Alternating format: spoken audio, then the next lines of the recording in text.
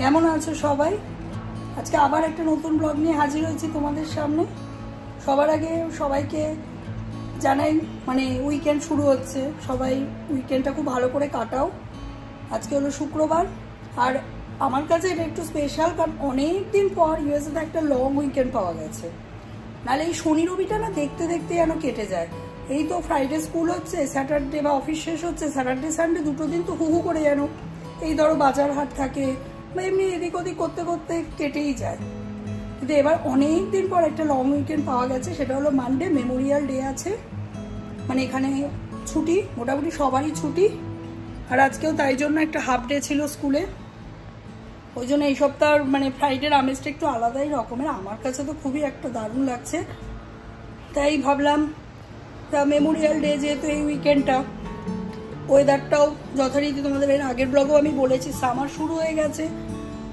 এখন তো আমরা তাই দেখছিলাম ফ্লাইট টাইটে মোটামুটি এবার কোনো প্ল্যান নেই, কিন্তু ঘোরার সব টিকিটের রেট কি সব প্রচুর ঘুরতে যাচ্ছে। আসলে অনেকদিন পর একটা লং উইকেন্ড পাওয়া গেছে, তো প্লাস সামার শুরু হয়ে গেছে, ওই জন্য লোকে এই উইকেন্ডটা খুব কাজে লাগাবে। তা ঠিক আছে, আমরাও কাজে লাগাবো কোনো না কোনোভাবে। তা আপাতত ঘর দিয়ে স্টার্ট করি। তা সেটা হলো আজকে ফ্রাইডে সন্ধ্যা, দেখতেই পাচ্ছ সন্ধ্যা, সূর্য একদম ডুবু ডুবু করছে। তাই ভাবলাম সন্ধ্যাবেলা কি স্ন্যাক্স একটা স্পেশাল বানানো যায়। তা হঠাৎ করেই মাথায় এলো ভেজিটেবিল চপ। আসলে একটু চপ চপ সন্ধ্যাবেলা তো ভালোই লাগে খেতে, একটু তেলে ভাজাটাই, রোজ রোজ তো সেটা হয় না খাওয়া। তাই ভাবলাম চলো তাহলে একটু ভেজিটেবিল চপ বানিয়ে ফেলি আজকে, আর তোমাদের সাথে একটু রেসিপিটা শেয়ার করি, প্লাস তোমাদের সাথে একটু গল্প গুজবও করি। তোমাদের সাথে গল্প করলে তো ভালোই লাগে। তাহলে চলো স্টার্ট করি, রেসিপিটা শুরু করি। ঠিক আছে, আশা করি তোমরা অনেকেই ভেজিটেবল চপ জানো। আমি তো আমার রেসিপিটা শেয়ার করছি, তোমরাও জানিও যে তোমরা কে কীরকমভাবে বাড়িতে চপটা বানাও। তাহলে আমিও একটু আইডিয়া পাবো যে আর কত রকমভাবে বানানো যায়। চলো আমি আমার রেসিপিটা শুরু করি। ঠিক আছে, দেখো কড়াই বসিয়ে দিয়েছি আমি গ্যাসে। প্রথমেই বানাবো হলো একটা শুকনো মশলা, ভাজা মশলা করব। সেটার জন্য কি কি লাগবে তোমাদের ফার্স্ট দেখিয়ে নিই। ফার্স্টেই দিচ্ছি দেখো শুকনো লঙ্কা। শুকনো লঙ্কা তো বলার ব্যাপার নেই, যে যে যার ঝাল বুঝে দেবে। আমি আপাতত দুটো দিচ্ছি। দেবো তেজপাতা, তেজপাতাটাও দেখো ভেঙে ভেঙেই দিচ্ছি, কারণ এটা এমনিতেও মিক্সিতেও গুঁড়ো হবে। তো আমি যতটা ভেজে দিলে কী হবে, যখন একটু ভাজা ভাজা করবো একটা ফ্লেভারটা ভালো আসবে। এরপরে দিচ্ছি হলো এলাচ, আমি 3টের মতো দিচ্ছি ছোট এলাচ।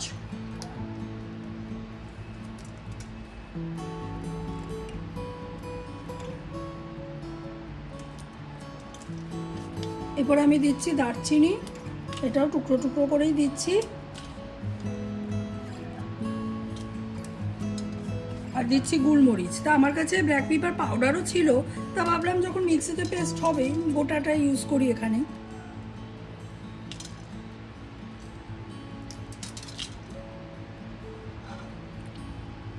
আচ্ছা, এটাগুলো হলো। এরপরে আমি দেবো হলো জিরে। জিরেটা আমি সরি, তার আগে আমি খুলে ফেলেছি মৌরির ঘোটো, ওই জন্য তোমাদের বলছি আগে মৌরি দিচ্ছি। মৌরিটা দেখো, মৌরির একটা গন্ধ এর মধ্যে বেশ ভালো লাগবে।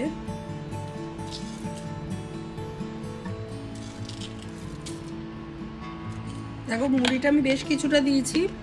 আমার এমনি তো আমার মশলার মধ্যে না মৌরির ফ্লেভারটা বেশ ভালো লাগে।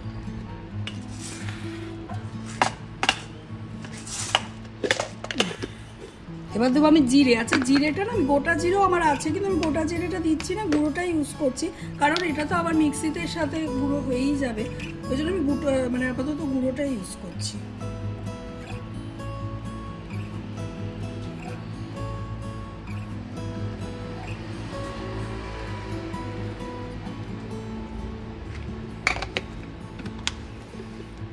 আর দেবো আমি ধনে। ধনেটাও তাই, আমি গোটা ধনে ইউজ করছি না, আমি গুঁড়ো ধনে ইউজ করছি। এবার আমি এটা ভাজা ভাজা করে নেব। দেখো মশলাগুলোকে একদম থালায় ঢেলে নিয়েছি, ঢেলে এটাকে ঠান্ডা হতে ছেড়ে দিয়েছি। এটা ঠান্ডা হোক এর মতো করে। এবার আমি এখানে সবজি যেগুলো লাগবে রেডি করে নিয়েছি। আগেই দেখাই তোমার গাজরটাকে গ্রেট করে কাটা আছে, বিটও এখানে পিস পিস করে নিয়েছি, কারণ এটাকে এবার কড়াইতে যখন করব তোমরা দেখতেই পারবে। আর লাগবে আলুটা লাগবে সেদ্ধ, বয়েল করব, সেটা মাইক্রোওভেনে করে নিচ্ছি। দেখো আলুটা আমি ভালো করে ধুয়ে নিয়েছি, এবার এই আলুটা আমি মাইক্রোওভেনে ঢুকিয়ে দেবো।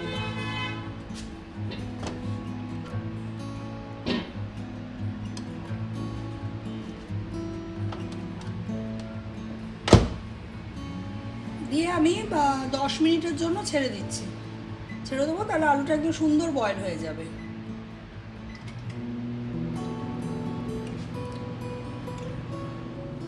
দেখো এবার কড়াইতে আমি দিয়ে নিয়েছি সর্ষের তেল। পুরটা আমি সর্ষের তেল দিয়েই বানাবো, তাই সর্ষের তেল দিয়ে নিয়েছি। তেলটা আমার গরম হয়ে গেছে, এবার এর মধ্যে দিয়ে দেবো বাদাম। ভেজিটেবল চপে তো জানোই বাদামটা দিলে বেশ ভালোই লাগে টেস্ট।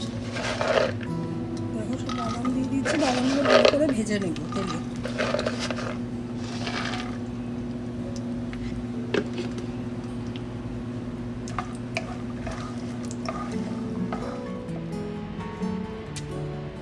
দেখো বাদামগুলো আমি তুলে নিয়েছি ভেজে।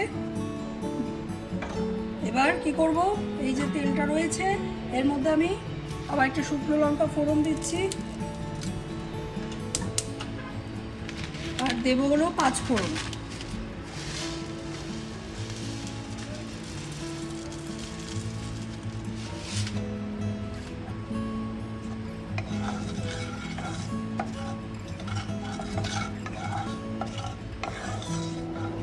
এবার এর মধ্যে দিয়ে দেবো আদা কাঁচা লঙ্কা বাটা। দেখো সেটা আমি একসাথে মিক্সিতে পেস্ট করে নিয়েছি, দিয়ে ঢেলে দিচ্ছি।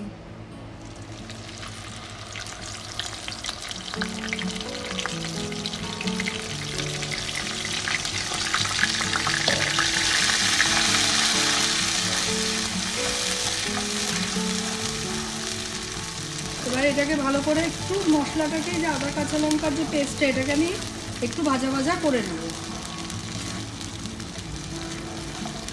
তো আরেকটা তোমার দেখি, দেখো আলুগুলো আমার বয়েল হয়ে গেছে। এবার এটাকে একটু ঠান্ডা হবে, ওলে কী করবো, আমি এটা খোসা ছাড়িয়ে এটাকে রেডি করব।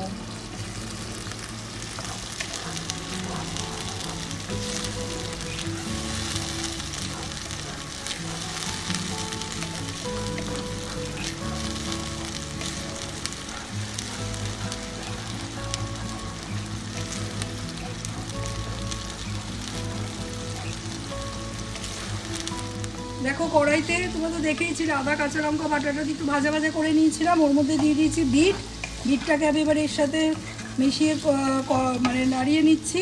কারণ বিটটা না আমি আলাদা বয়েল করিনি, ক্যারটও করিনি, বিটও করিনি, কারণ এটা কড়াইতে ঢেকে ঢেকে করলে হয়ে যাবে। এর মধ্যে আমি দিয়ে দিয়েছি নুন দিয়ে একটু যদি ঢেকে দিয়ে অটোমেটিক এটা কী হবে, বেশ নরম হয়ে যাবে। তা চলো আগে বিটটাকে একটু ঢেকে নিই। নুন দিয়েছি আমি এর মধ্যে, আদা এই মশলাটার সাথে মিশিয়ে নিয়েছি। তারপরে আমি এটার মধ্যে দেবো গাজর, দিয়ে একটু জল দিয়ে আস্তে আস্তে এটা এই কড়াইয়ের মধ্যেই সেদ্ধ হয়ে যাবে। এটাকে আমি ঢেকে দেবো। দেখো গাজরটা কিছুটা নরম হয়েছে, আর একবারে গাজরটা দিয়ে আমি এটা ঢেকে একটু জল দিয়ে দেবো, তাহলে সেদ্ধ হয়ে যাবে ভালো মতো। আর এই দেখো আলুটা আমি খোসা ছাড়িয়ে নিয়েছি, আলুটা তো সেদ্ধ করাই আছে, ওটা পরে দেবো আমি।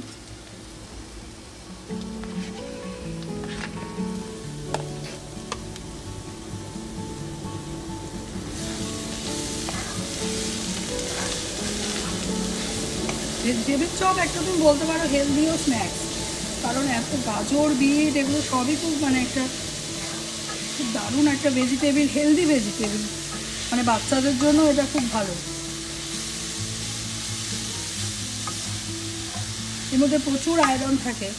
নর্মালি তো ধরো বিট জিনিসটা, গাজর বিট তো গাজর তাও ধরো আমরা নুডলস বানাচ্ছি, ফ্রাইড রাইস বানাচ্ছি, খাচ্ছি, কিন্তু বিটটা তো সচরাচর খুব একটা খাওয়া হয় না আমাদের। বা বাচ্চাদেরও তুমি মানে কত রকম মানে কীভাবে দিলে বাচ্চারা ভালোবাসবে, বিটের সেরকম হয় না, মানে বাচ্চারা খেতে চায় না। এবার যদি এইটা তুমি এইভাবে দিলে অন্তত এই ভেজিটেবলসগুলো বাচ্চাদের পেটে যাবে, নাহলে তো বাচ্চাদের এসব খাওয়ানো মানে খুবই কঠিন ব্যাপার। চলো এটাকে আমি এবার মিক্স করে দিয়েছি ভালো করে এবার আমি একটু জল দিয়ে এটাকে পুরো ঢেকে দেবো। এটা আস্তে আস্তে জিনিসটা প্রপার পুরো নরম হয়ে যাবে।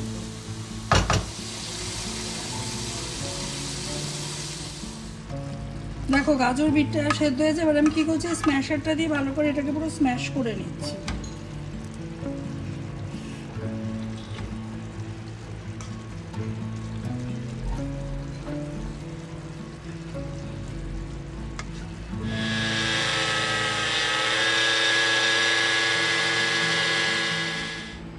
এই দেখো গাজর বিটটা একদম সুন্দর স্ম্যাশ করে পুরো একদম পেস্ট হয়ে গেছে। এবার এর মধ্যে দিয়ে দেবো বয়েল পটেটোগুলো। এবার এটাকে দিয়ে এর মধ্যে এটাকে স্ম্যাশ করে নেবো আবার।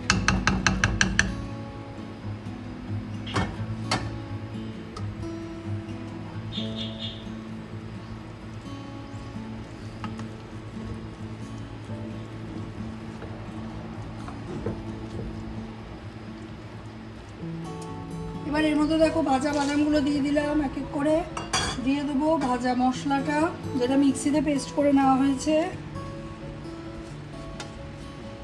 আর দেবো হলো পরিমাণ মতো নুন চিনি।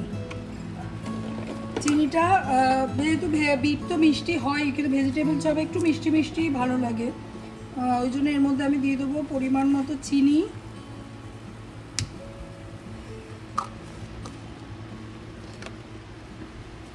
আর দেবো নুন। নুন এর আগেও দেখেছো বিট সেদ্ধ করার সময় আমি দিয়েছি, ওখানে কিছুটা দিলাম, দিয়ে আবার বেশ কিছু করে মশলাটা দিয়ে নাড়িয়ে নেব। আর লাস্টে আমি দেবো হলো ধনেপাতা। কাঁচা লঙ্কাও তো বলেছিলাম, আদার সাথে পেস্ট করা আছে।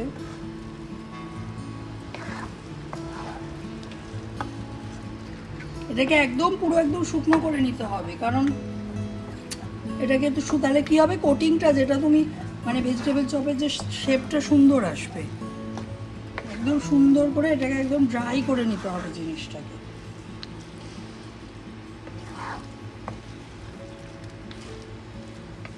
এর মধ্যে দিয়ে দিয়েছি ধনেপাতা কুচি।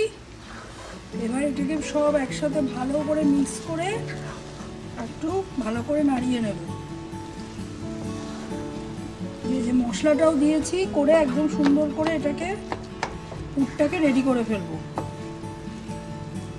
পুর যত ভালো হবে সেটাই তো মানে চপ টেস্ট ততই ভালো হবে।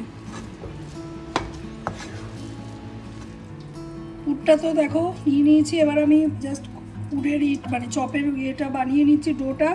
এটা হলো বিস্কুটের গুঁড়ো, ব্রেড ক্রামস যেটাকে, ঠিক আছে, এটা আমি বাড়িতেই তৈরি করেছি পাউরুটি দিয়ে। তারপর হলো এটা ময়দাটা একদম জলে গুলে নিয়েছি, ময়দা আছে, কর্নফ্লাওয়ার আছে, সামান্য নুন আছে, দিয়ে এটা একটা পাতলা জলের মতো গুলে নিয়েছি। আর হলো তোমার দেখো দুটো আমি রেডি করছি, এইভাবে কটা আমি দেখো গোল শেপেই করছি, ঠিক আছে। শেপটা তো বাড়িতে নিজেরা খাবো, একটু গোল গোল শেপই করছি করে। এবার চলো একটা একটা এই দুটো পিস তো বানানো হয়েছে, এবার করে বানিয়ে নেবো।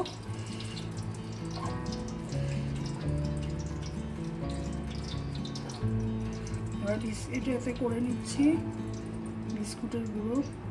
এটা না পাউটি, আমি বাড়িতে পাউটি ছিল, এগুলো বাসি পাউটি থাকলে অনেক সময় হয় না আমরা ফেলে দিই, তো এটা তুমি না ফেলে ব্রেড ক্রাম্স তৈরিতেও কাজে লাগাতে পারো। ওটাকে একটু ভালো করে এত কড়া করে টোস্ট করে নিয়েছি, নিয়ে মিক্সিতে ঠান্ডা করে মিক্সিতে গুঁড়িয়ে এটা আমি ব্রেড ক্রাম্সটা বাড়িতেই তৈরি করে নিয়েছি।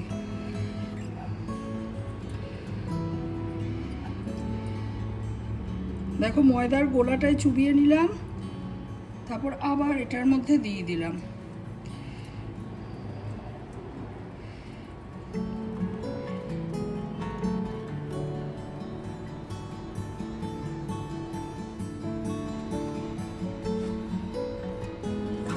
দেখো রেডি করে এগুলো দিয়ে দিচ্ছি আমি এর ওপর।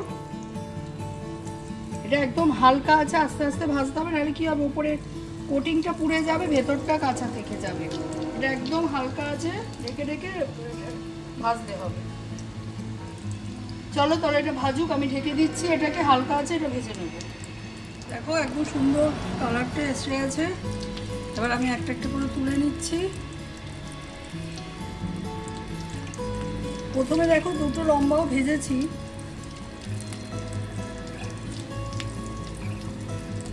চলো আস্তে আস্তে তুলে নিই।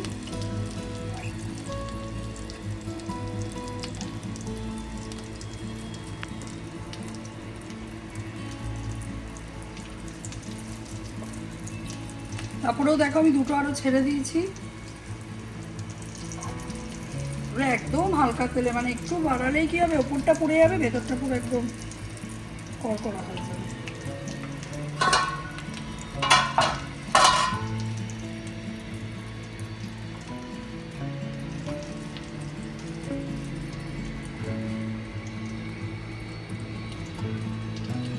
দেখো অন্তত আমি 5টা ভেজে নিয়েছি। এবার তাহলে টেস্টিং শুরু করি। কিরম দেখতে লাগছে জানিও, তোমাদের তো টেস্ট করাতে পারছি না, আমরাই টেস্ট করে দেখি কিরম হলো। দেখতে তো সত্যিই ইয়াম্মি লাগছে। চলো আর লোভ সামলাতে পারছি না, মানে এগুলো বানানোর না অনেক ঝামেলা আছে, অনেক স্টেপস, বানাতে বানাতে খিদে পেয়ে যাচ্ছে দেখে। চলো এবার খাওয়াটা স্টার্ট করি। এই দেখো আরও কয়েকটা ভেজে নিয়েছি, এই যে আমার ভাজা রেডি। এবার একটু সাথে একটু শসা কুচি পেঁয়াজ কুচি দিয়ে খাবো। আর তোমাদের সাথে তো শেয়ার করলাম, কীরম লাগলো, দেখে কীরম লাগলো তোমরা জানিও। আমি তো এবার খেয়ে টেস্ট করবই, আর তোমাদের কমেন্টের অপেক্ষায় রইলাম যে তোমাদের ব্লগটা কীরকম লাগলো। তা সবাই খুব ভালো থেকো, সুস্থ থেকো, উইকেন্ড সবাই খুব ভালো করে কাটিও। আর অবশ্যই অবশ্যই করে ভিডিওটাকে like, comment, share and subscribe করে দিও। আর ব্লগটা তো অবশ্যই জানাবে, তোমাদের তো বললামই। আর সাবস্ক্রাইবটা কিন্তু করতে একদম ভুললে চলবে না, ঠিক আছে? তাহলে আজকের মতো শেষ করছি এখানেই। আবার একটা নতুন কিছু নিয়ে তোমাদের সামনে ব্লগ নিয়ে চলে আসবো। ততক্ষণের জন্য টাটা।